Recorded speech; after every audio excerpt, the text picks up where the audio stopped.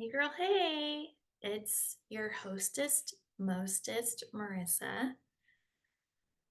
I am back. I am here with an episode that will be uncut, unedited, no intro music.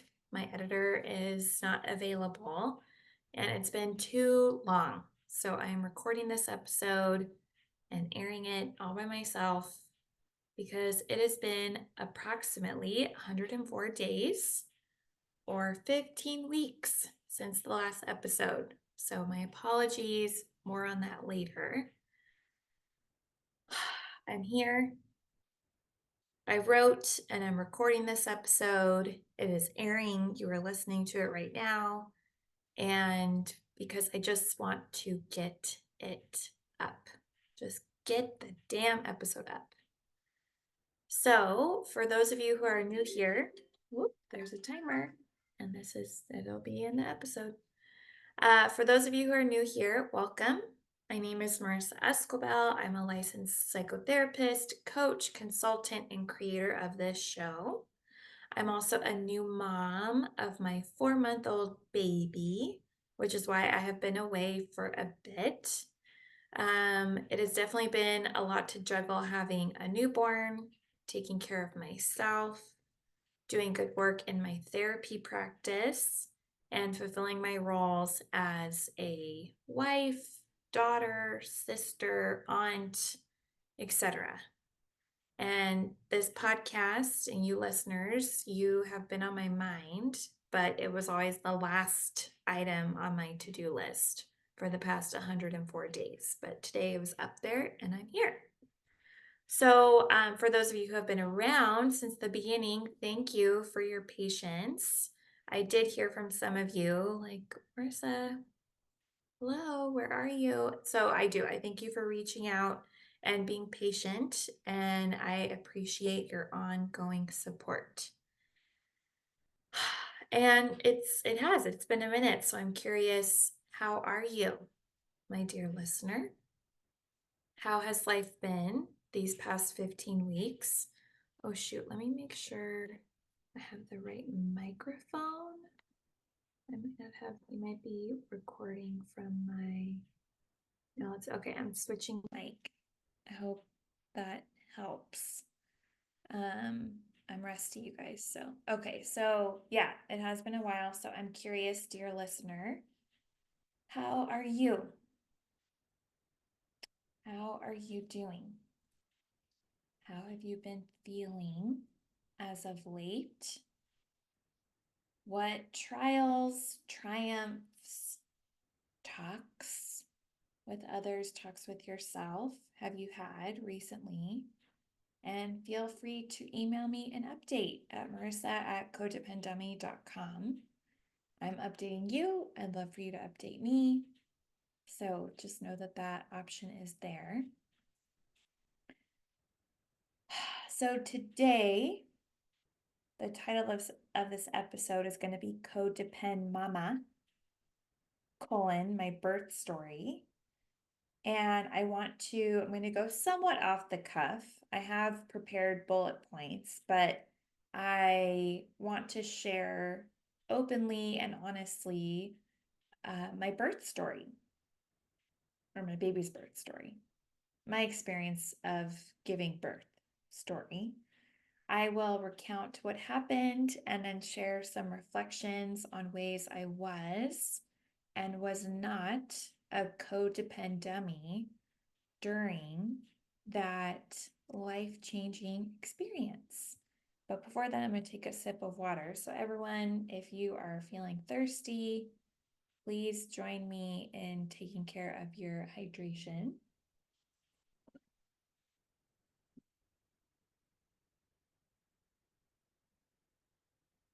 On February 13th of this year, 2024, I was 38 and a half weeks pregnant.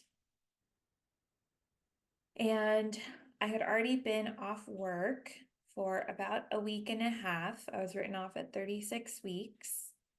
And prior to that, and also in those days since I had been working, and even on February 13th, I was nesting like a pregnant woman stereotypically does. I was organizing, I was cleaning, I was dusting, I was vacuuming, I was wiping, I was, or yeah, just all the things. And on February 13th, that afternoon, two things started to happen that were out of the norm. That was my norm was I'm nesting, I'm pregnant, I'm trying to take care of myself and rest and nest. But that afternoon, I started to notice that I was having a decent amount of vaginal discharge. It was clear and it was Rex is here, my dog Rex, if you guys hear him. It was leaking through my underwear, but like not through my shorts. So it was like I'm definitely not peeing myself. Stuff is coming out from down there, which it has this whole pregnancy. Yeah, it was just, just like, okay, noted. Some discharge, not too much, not too little, but something to notice. And then also that day, I was experiencing a lot of pressure on my bladder. And the way I had described it, the whole pregnancy was I felt like my baby, like he was like slowly karate chopping or just like kicking, like just kicking my bladder, just like and just like pushing his legs out and just like stretching against it. And it felt like that a lot that day. And later I learned that those were contractions, which I did not know that. I didn't. Rookie mom, rookie first time mom, naivete.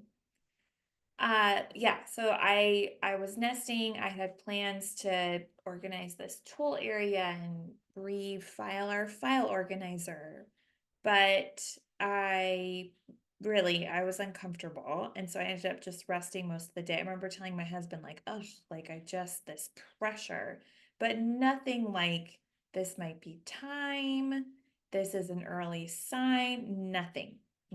Just like kind of noting different changes, but also this is what is to be expected at 38 and a half weeks pregnant. So fast forward that evening, I did my evening routine. I even was taking a pregnancy friendly sleep aid since my sleep was getting really disrupted.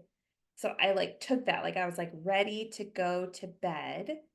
And then I went to the restroom one last time, and that discharge I was having had the slightest pink tint, the slightest, but it definitely wasn't clear like it had been all day.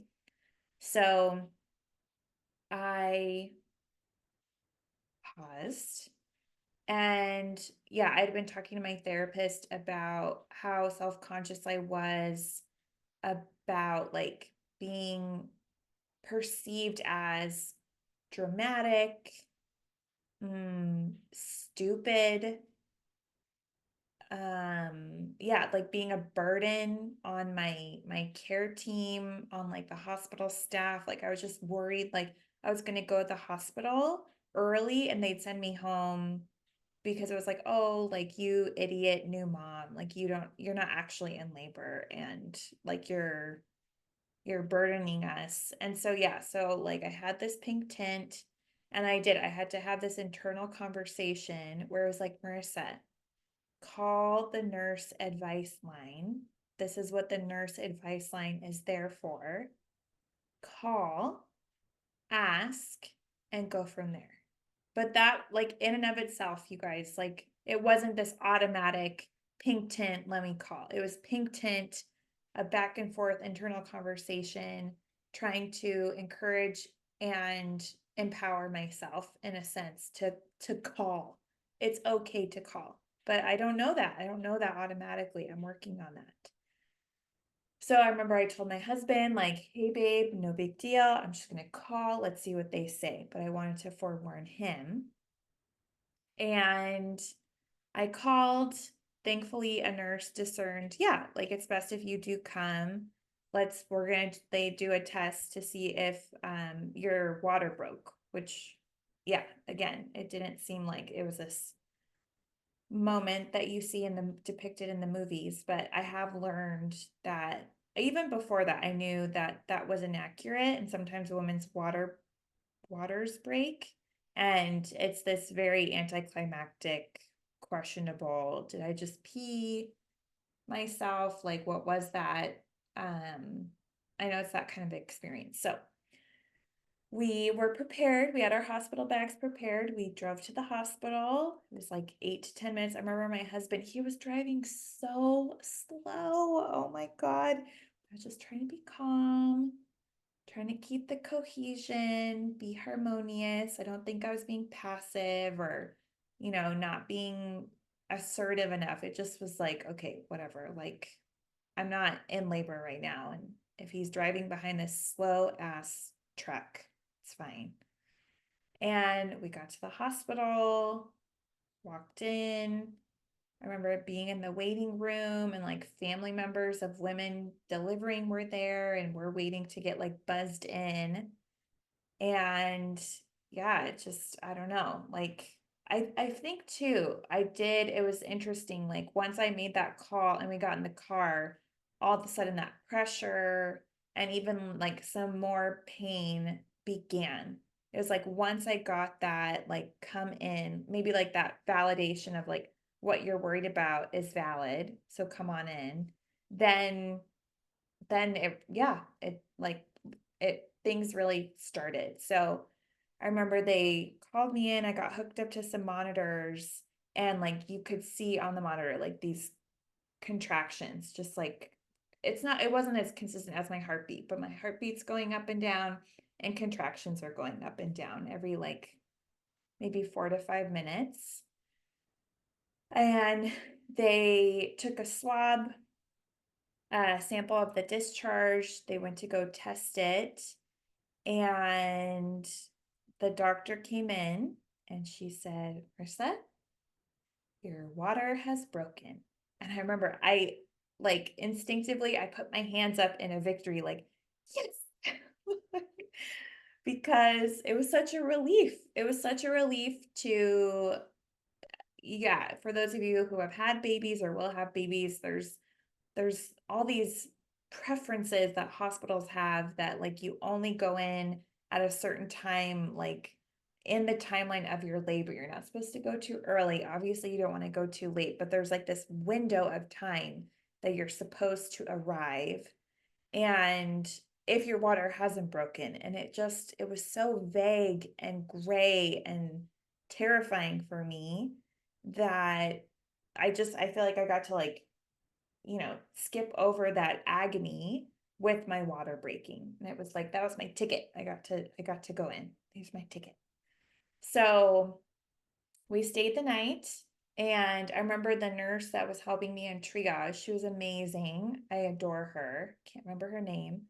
But then I got transferred to another nurse who she just,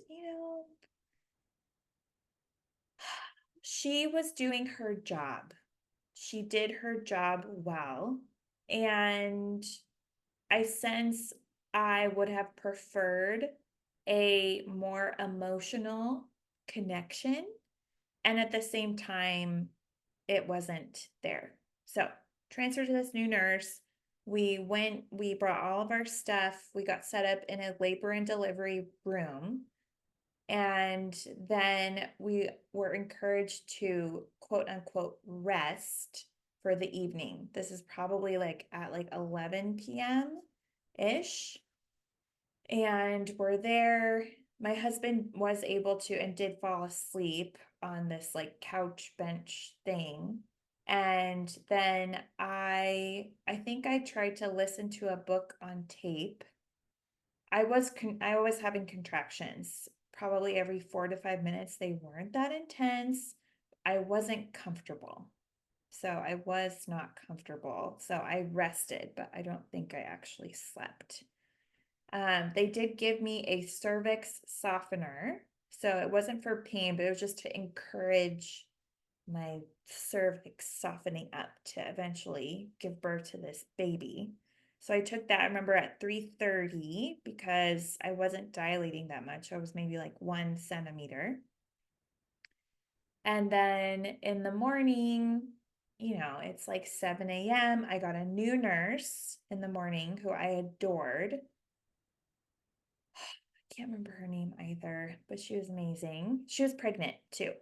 But my husband and I, at first we didn't say anything because you're not supposed to say anything to people who you think are pregnant because they might not be pregnant. And then my mom later like asked her, like, when are you due? And she's like, oh, next month. So yeah, I had my new pregnant nurse, and I remember I was texting my mom and my doula, my husband, we were all on the same chat. And it was just kind of like, okay, this is how the night went. Things are okay. I'm not in a lot of pain, but yeah, we'll let you know, mom and doula, when it's time for you guys to come. And then I think around 9 in the morning, I think, is when it started. And I mean it in that I was having contractions every 2 to 3 minutes that were very intense. Yeah, it just like the mood shifted, and I wasn't listening to a book on tape. I didn't necessarily know what time it was. I was in this realm where you kind of, yeah, you get like 2 minutes off, and then you're in pain for like, I don't know, like 30 seconds, a minute. That's the realm that you're in. So yeah, so I entered into the realm of, I think it's active labor. My mom came, my doula came, and my husband, he had been with me. And yeah, I remember he was working on emails and doing stuff for work on his computer because, again, like I'm for those of you who are listening, I'm kind of just like swaying back and forth. They just seemed light. It seemed like light pressure in the morning. But then it shifted. And yeah, I remember I basically just needed my husband's like hand every time I had a contraction to like squeeze the shit out of it. Like it's just like hand. I would say hand. He'd give me his hand. I would just squeeze his hand and like breathe through the contraction and then let go when it was over. And then 2 minutes later, I would say hand. He'd give me his hand. So um, yeah, I was in the bed. I was on the bed, but then I started to get more and more uncomfortable. I remember I was supposed to order breakfast, which that ended up taking forever. So by the time it came, I was pretty hungry. And also, I wasn't able to eat much because I would get this little break in between contractions. And once I started to eat and the contraction began, I would get really nauseous and I almost want to spit out my food. It was like literally, I was like in like parasympathetic and sympathetic modes. And like sympathetic, like when that was on, like yeah, I think when you're in sympathetic mode, like you kind of like you discharge because you're in like fight or flight or whatever. And yeah, it's like people like go to the bathroom, like they like urinate, they poop, they vomit, like it's just kind of like getting things out because your body has one mission, which is to fight, flight, freeze, whatever. So yeah, I was just like shifting back and forth. So yeah, I remember I would like take a bite of the sandwich I got, and then I would like, you know, have a contraction. I'd take another bite. Yeah, it was a lot.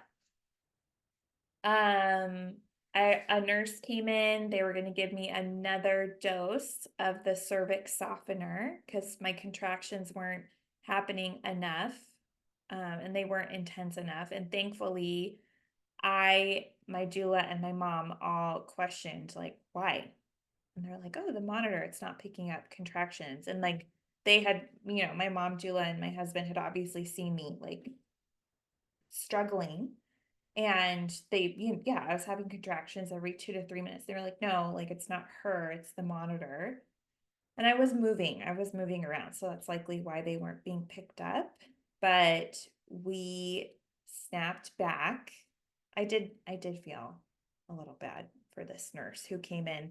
But yeah, my doula and my mom were like, no, like, why? We don't need to. What's the point of this? So she walked out very calmly. Um, and then, yeah, so from that point, I didn't have any other medication besides that cervix softener, and I'll get to that later. That was not the plan, to have no pain management and no epidural, but that's how it worked out. So, yeah, I don't know, the sun is out. It's probably mid-afternoon. And my mom was very mindful of my nutrition and my hydration. So whenever I had a break, she had a cup like waiting, and she would just give me a cup and I'd like sip. I felt like a boxer. Yeah, it's very much like a boxer in between rounds. And she was just like ready for the bell to ring, and I'd go and metaphorically sit in my corner, and she'd give me some hydration. Yeah, she'd give me some water. She'd kind of wipe my brow. She'd feed me like dense food, so like almonds. Oh God, I think I ate a lot of almonds, maybe like a protein bar. I don't know. And then yeah, she was like trying to like keep me hydrated with like juice, different types of juice. And then like ding, like the round would go, and I'd have to go like back, quote unquote, into the ring and like navigate this contraction. So thank you, mom, for being so mindful of my nutrition and hydration. Yeah, like my husband, I think he knew, my doula, I think she knew, but that was really nice that that was my mom's assigned role. And yeah, I was up, down, all around. I was laying with my back, like just like looking up at the ceiling, having a contraction. I rolled over. I was on all fours, having a contraction. I was standing. At first, they wanted me to stay in the bed because I had some complications, not really, that worrisome during the pregnancy. So they want to keep monitoring me. But I think I'd already been at the hospital for 12 hours and nothing seemed to be of concern. So the midwife who was assigned to me, she discerned it was okay if I moved around. So that was really nice. So then, yeah, I was standing, and like I was on all fours on the floor. I was leaning against the bed. My doula was like trying to like give me like a back massage, or like I don't even know, kind of like a hip massage, or yeah, my mom would like put a hot compress on my back. There was a yoga ball, I believe, and I sense I did a pretty good job.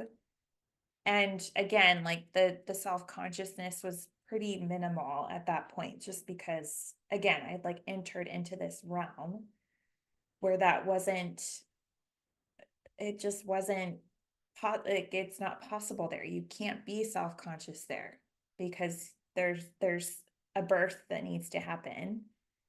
And yeah, I remember my mom, she would like rub my back, and I was like, don't touch me. Like, my doula, she would like grab my hips and like try and help. And I was like, no, like get off of me. I don't think I said get off me, but still, I was very adamant that when people were doing something that did not feel good, to stop. So I do remember that. And they yeah, my doula, she was dealing with like a really bad headache, and she had to leave for a while, and I barely remember her not being there. It just went by so fast, and it was such a blur at certain points. So at this point, I never really looked at the clock. I had no idea where my phone was all day. I was not on my phone. And the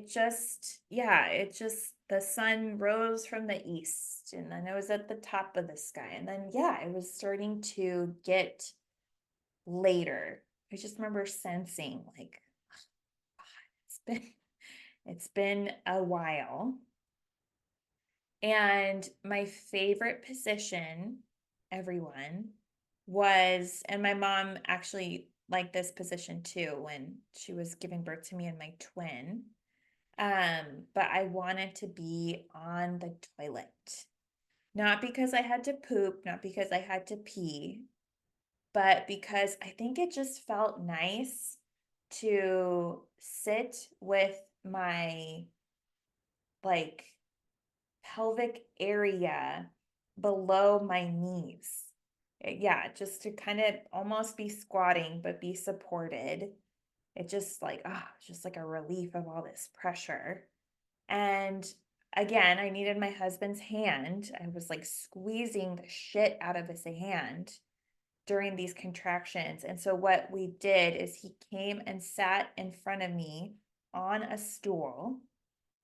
I put my feet up on the stool, and then I just would like bear hug him from behind. So I had my arms around his like neck. I wasn't choking him, but then I would just like squeeze him, kind of like bear hug him from behind during my contractions. And I honestly, there's a really cute picture of me. I'm in this hospital gown and my hair's a hot mess. I'm just like holding him, and he's sitting on like in front of me on this stool, just hanging out. And that was like the best like position for me for a very large proportion of the afternoon. So I just remember like I just like kept going back to the bathroom because I'd go to the bed. I'd use a yoga ball. I used a peanut ball. It's this type of yoga ball for birth. And I remember I like basically like drop kicked the peanut ball because it was not helping. I was in so much pain. Oh yeah. And my midwife, she came in. I remember she did a cervical check kind of in the early evening. And she said, "Do you want to know where you're at?" And I said, "No, I do not want to know where I'm at," because I think I knew that if you're trying to get to 10 centimeters or close to 10, maybe like 8, and you can start pushing. And I knew that if it was low, that would have affected me mentally in a it would have been harmful to know that. I would have felt overwhelmed, discouraged, afraid if and I'm sure it wasn't that big, because then part of me knew too, if I was far along, she would have said like, "Oh my gosh, we're at 8 centimeters." But she didn't. She didn't say anything. So I was like, "Oh my God." And then I just, I stayed in this realm of, you know, contending with these contractions, taking small bites when I could, taking small sips when I could, and just resorting to the toilet. So, um, I also, I sense it was around this time, maybe even earlier in the afternoon, I did think about getting the epidural. And for those of you who don't know, an epidural is a procedure where an anesthesiologist will give you anesthesia in your spine, and it basically numbs and or it dulls the pain of the contractions. Just really like kind of from like your like waist down, things are the pain is numb and or dulled. So then you can push and deliver a baby without as much pain. And they're not perfect. I've had friends who have gotten them and they didn't work at all, or they like kind of worked. Um, I know people who have had them and they had the most amazing birth experience because, yeah, like I told you about this monitor. So here's my heartbeat going up and down. Here's the baby's heartbeat going up and down. And then you're watching these contractions. And then if you have an epidural, you get to watch those contractions continue to happen. But you're just sitting there because you can't feel them. Um, But in order to get an epidural, I knew that I would have to sit still. You have to sit very still for the anesthesiologist to, I think, like tap something within like your spine or your spinal cord. And I I was so terrified of having to sit still for however long it would have taken. I was so, I say, like deathly terrified. I did not want to be pinned down. And yeah, I was scared that I couldn't do it. Like I literally, like maybe like they would start the procedure and I'd have to stand up and like walk around because I was so uncomfortable with the contractions. And so yeah, I sense in like this like vague like internal conversation I had had with myself. Like, I think I missed my window because you can't get it too late either. They're just, yeah, there's like complications. And so, yeah, I think I like sensed like it's it's too late. It's too late, Marissa. It's like, all right, let's keep going. So I, it's getting dark outside, and my midwife told me, I remember, I think I was like in the bathroom, or maybe I'd come out, but she was like, Marissa, you need to go get on the hospital bed and you need to get in this certain position to help things move along. Yeah, all the movement I was doing, of course, like labor was happening. My baby was continuing to like move towards and through the birth canal. And at the same time, there are things and positions that encourage that, that propel that. And I wasn't necessarily engaging in those positions. And so I remember I cried at the thought of having to be pinned down, almost like in a sense. I wasn't physically pinned, but yeah, like that was the best for me and the birth and the baby. And so I remember crying and getting on the bed, and I was so scared. I was so scared of having to sit there and go through that pain and continue to sit there. I did not want to sit there. I did not want to be pinned down. I did not want to not move. And yeah, I just remember I like got on the bed and I'm having these contractions, and my midwife, she was like, you can do this. And I think I was still crying, and I told her like I can't do this. I can't stay here like on the bed. I can't do this. And she was like, Marissa, like you can do this. And I think I closed my eyes at like a certain point because it was like contractions. They were happening, they were very frequent, they were lasting longer. And I said this like to her and my mom and my doula and my husband and like the nurses and everybody else in the room. And I was like, I'm dying. I'm dying. I'm dying. And because I felt like I was dying. And my midwife reassured me. She was like, you are not dying. You can do this. And I was unconvinced. I was unconvinced. I kept I just I repeated over and over and over, I'm dying. I'm dying. I'm dying. And I remember my mom was like, Marissa, you're not dying. My doula was like, you're not dying.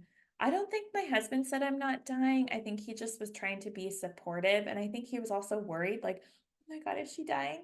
Because we're rookie parents. But I was like, I'm dying, I'm dying, I'm dying. I'm gonna die. I'm dying. And they just said, like, you're not dying, you can do this. And I remember thinking internally, you are not validating my feelings, which is such a therapist thing to think. And it's so important for your feelings to be validated. And also, I sense like that's not a universal rule. It's not, just like most rules aren't universal. And I'm so glad that they didn't validate me. And yeah, I was starting to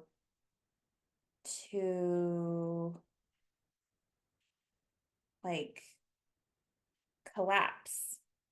And they were like, no, like don't collapse. Like it's not like you can do this.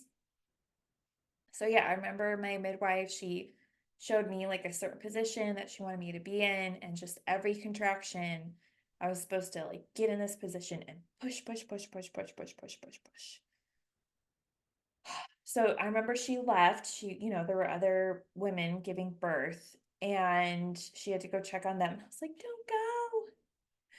Jana, her name was Jana. I was like, Jana, don't go. I was so scared without Jana. She was a still calm voice. But yeah, that was comical during like in the moment, and also like reflecting back. And yeah, so she left. I was in that position and pushing, and I think my doula did say, like Marissa, like you don't have to do it every contraction, because I was losing steam.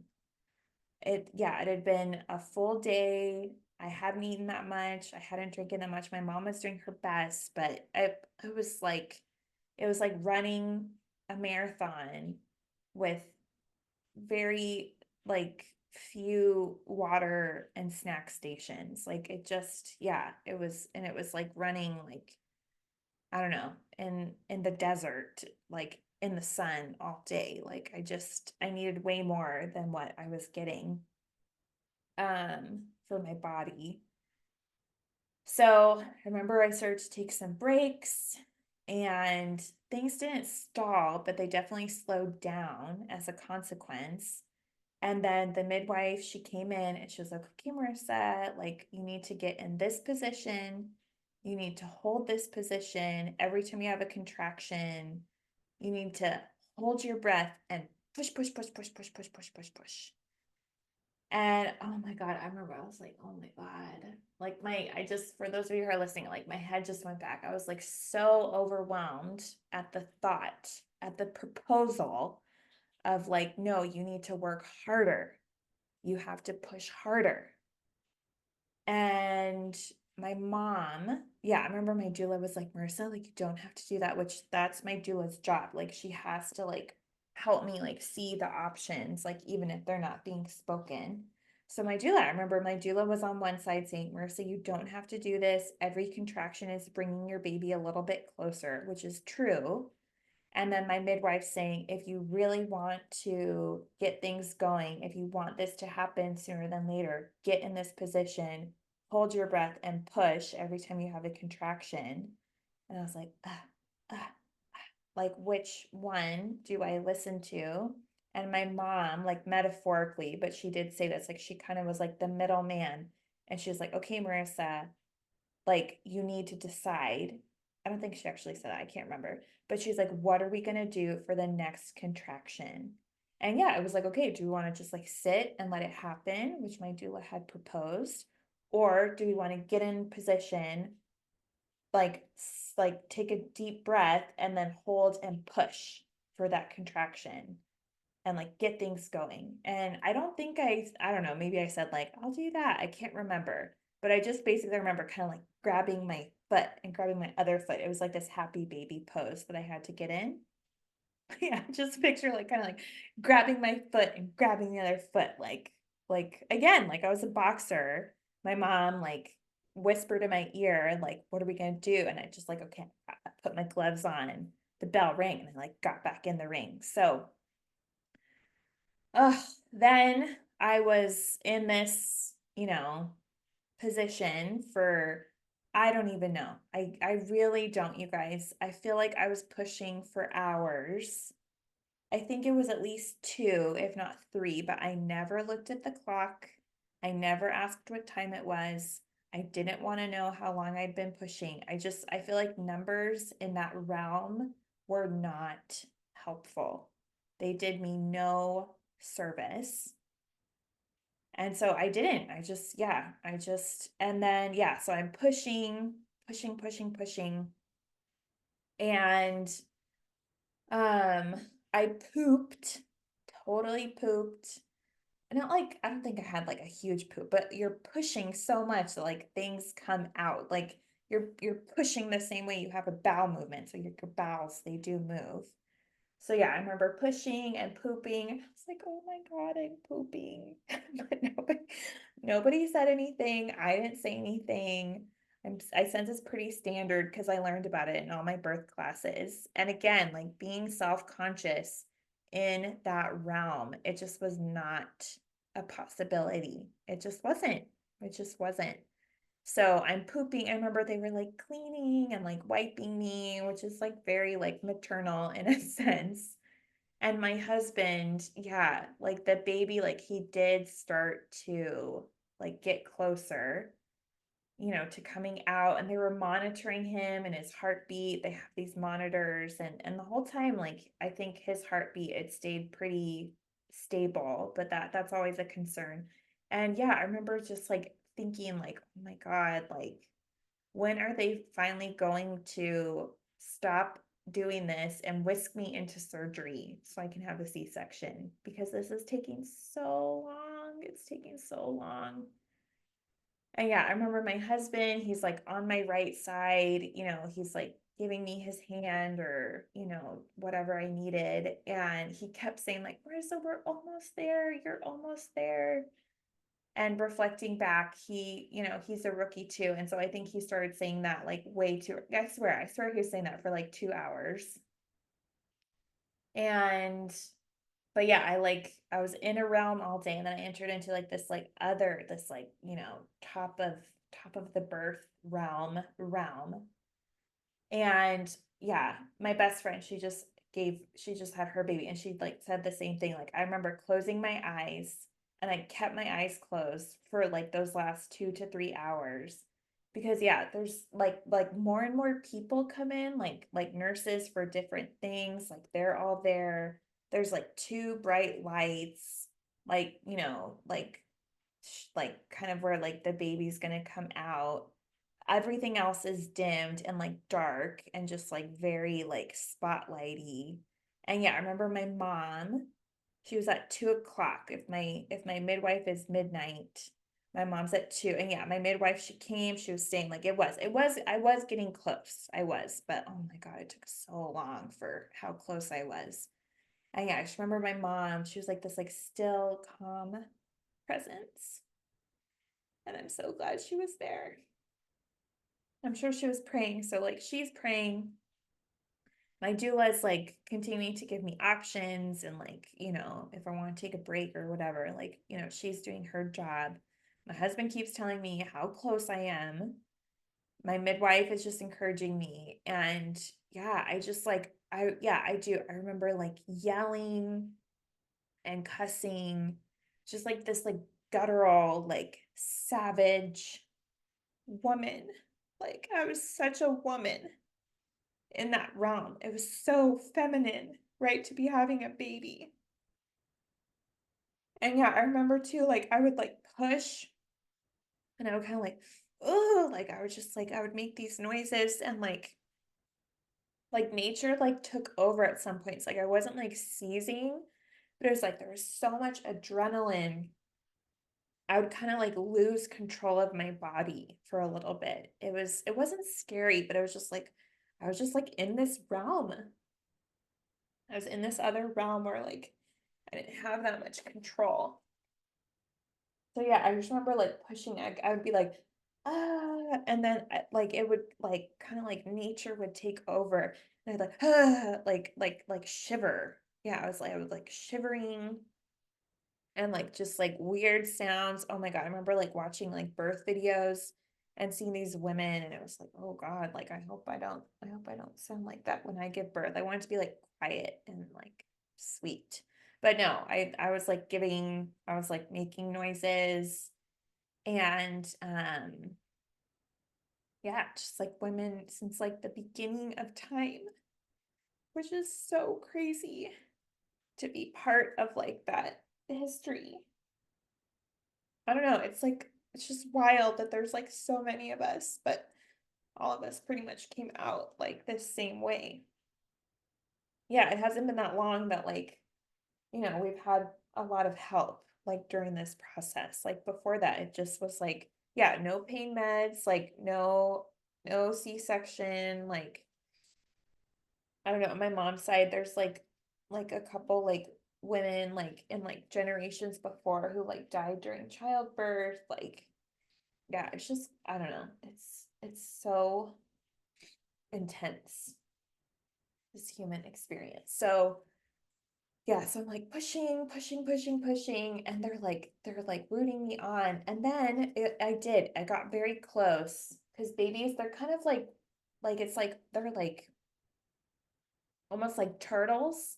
Like their head comes out, but then it goes back in a little, and like it goes out and then back in. It's like, eh, eh, eh, eh, it's just like slowly coming out, but it recedes in that process.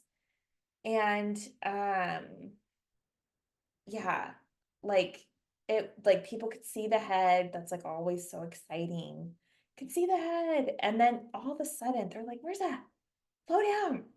And it's like, okay, you have literally been telling me to push my hardest all day long. And then, like, at the very end, at the finish line, they tell you, relax. And I remember thinking in my head, like, you're like, this is what, what the fuck? Like, no, like it just because they don't want you to tear if you push your baby out, like, it's a vulnerable area down there. So they want you to tear a lot. So I was like, I couldn't push less. I was already pushing. So yeah, I remember pushing. I did tear a little bit. It's kind of like cancer. Like there's like four like levels or stages of like tearing. So one is like the slightest and four is the worst. And yeah, I was level two. And like, yeah, it was, it's fine. Everything's fine. So yeah, I just remember like pushing, pushing, pushing. And then yeah, um my doula had said, she's like, birth can be a sexual experience. And I was like, what is fucking a sexual experience? Like birth, like you have to have sex to give birth. But and it was not sexual for me. But my mom described it perfectly when I was telling her this after the fact. She was like, it was sensual. I was like, yes. And like right before my baby came out, it was as if my whole body was in unison, right? Like an orchestra, like all all the parts of the orchestra were playing at this moment, in the sense like it was like my fingers and my toes and my ankles and my shoulders and my spine, like my eyes, like every single part of my body, like in unison. It was like push, like the whole every cell had one purpose. And it, yeah, like it was, so again, not sexual or like an orgasm, but also like, I mean, I think it's like giving birth. That's what it ultimately is. Which is very unique and doesn't necessarily happen as often as like orgasms do. Thankfully, hopefully. So, but yeah, it was just this full body experience, which is similar to an orgasm. But yeah, it was like every cell just had this like one purpose, like push. And yeah, I remember too, my other best friend, she had told me, she's like, she had a baby, he's like 10 months old. She's like, once the head's out, once the shoulders are out, they just like, boop, boop, they just like, boop, boop, like that was the noise she made. Like, they just, bop, boop, boop, bop. And that happened. Yeah, it was like his head was out. Okay, shoulders, push, push, push, his shoulders are out, and then boop, boop, boop. It's, yeah, and like my midwife, like they say, like doctors can't, they have to like catch the baby.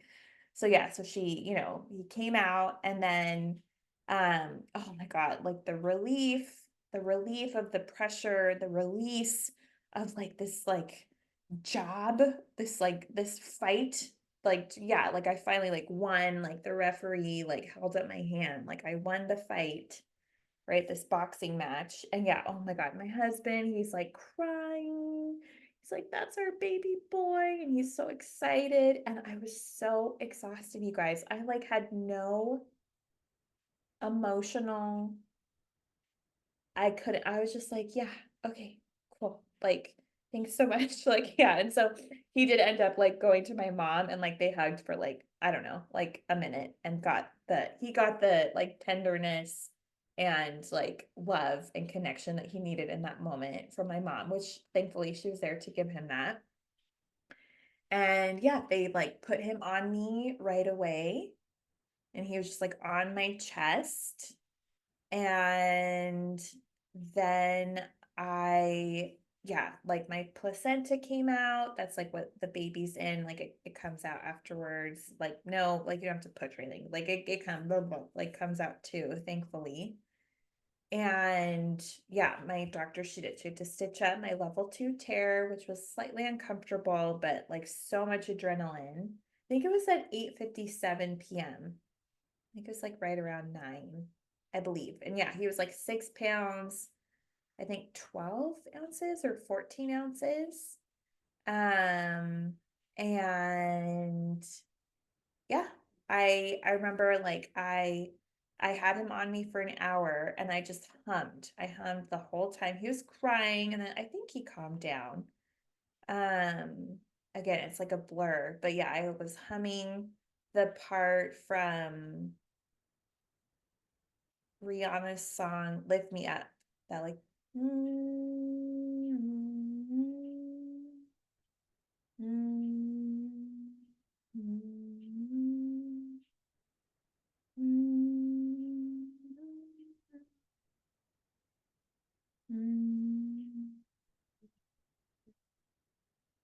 which I didn't get perfect right now, but still, I just did that for like an hour. I just hummed that to him, which was great and beautiful. I'm glad that was his like first sound, which I think he responds to later in life thus far. And yeah, I'll finish with this. I gave all the nurses a thank you gift, which I'm so glad that I prepared. So actually, I'm gonna pause this and I'll come back and tell you the ways I was codependent and not codependent because I have to go feed my baby. But yeah, my mom had left at that point. My doula left. We packed. We headed to the room postpartum. So that is my birth story and I will be right back.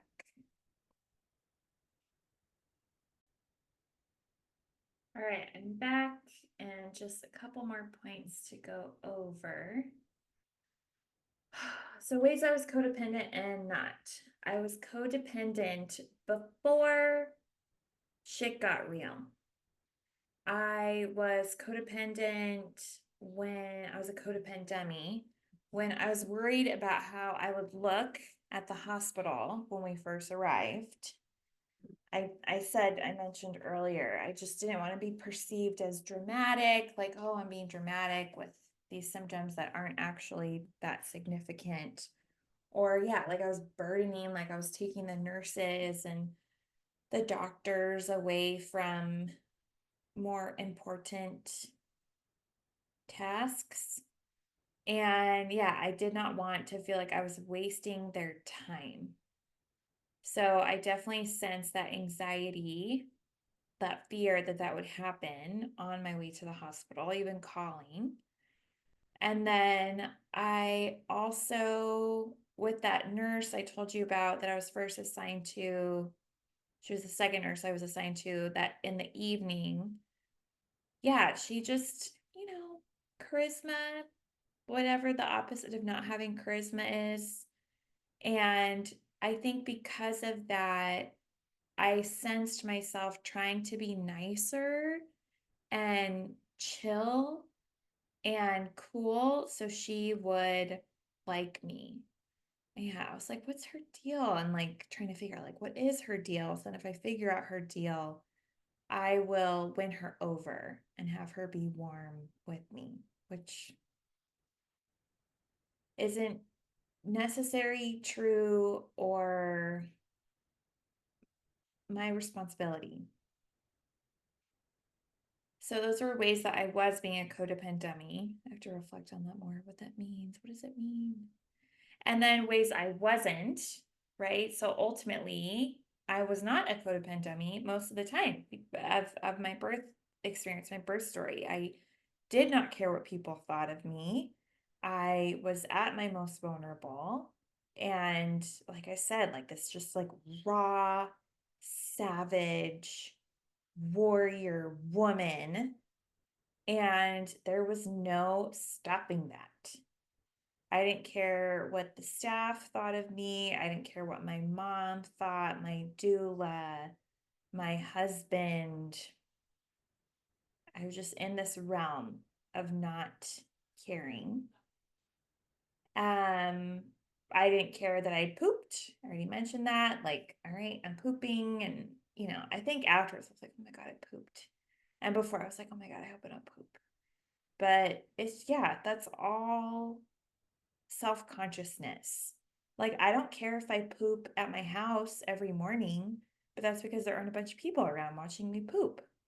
And I'm self-conscious about, again, like, I guess, like being that human, being messy, like being affiliated with something that is gross and disgusting and also so human. So ultimately, in the moment, yeah, I mean, it was like there was no stopping it. There was no stopping it. And I wasn't doing anything to stop it. I was just, yeah, I was pooping more. And then I also was not a codependent dummy when it came to, yeah, the positions, right? And just telling my mom and my doula and my husband, like, don't touch me. I don't like that position. No, I want to get up. I want to be over here. Yeah, I wasn't necessarily like, oh, they're suggesting it, so I should listen because I don't know what I'm doing. That it just, again, I was in this realm where that, that like self-consciousness. I don't know if you guys can hear my baby and my mother-in-law. She's watching him right now. He's crying a little bit. So, and oh, I had the dryer going the whole time, so my apologies. But we're just getting the episode up, everybody. We're just getting it up. We're ripping the Band-Aid off. So I did not care.